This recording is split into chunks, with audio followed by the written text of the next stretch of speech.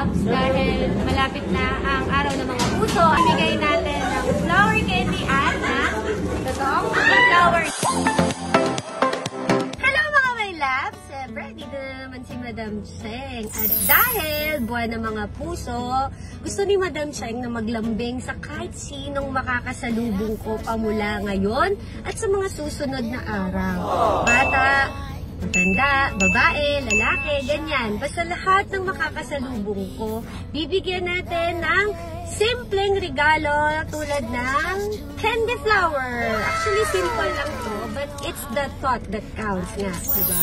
So, ipamimigay natin sa kanila to at titingnan natin kung mafe-feel nila yung love na gustong ipa-feel ni Madam Cheng. So, mga my loves, sana makasalubong ko kayo. Diyan lang kayo. Abangan niyo ako! Kuya!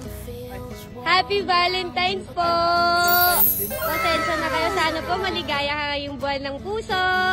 Kayo din po. Thank you, Kuya. Viewer ice cream lights. Good morning, Kuya. Babatiin lang kita ng Happy Valentine's. Sama kita. Hello. Thank you. Sana pa napasaya kita, Kuya. Smile naman habang nagtatrabaho. Thank you. Pasalamat tayo.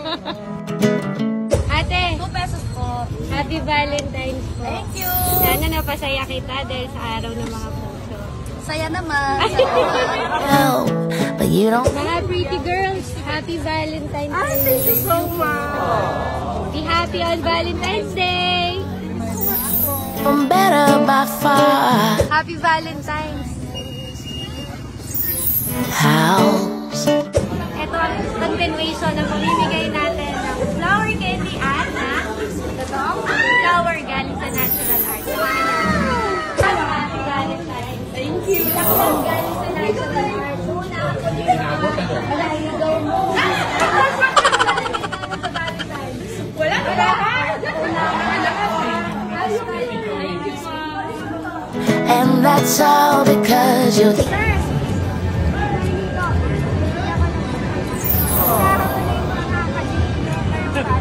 Thank you. Sa pagbabantayan, so pinakita ng exit flower.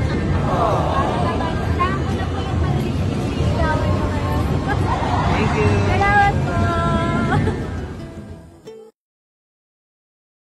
Ayun nga mga my loves, nakauwi na tayo.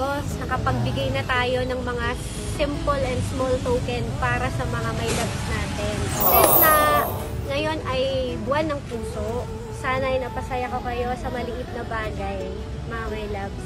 Sa susunod ulit, maraming salamat. Mahal ko kayo.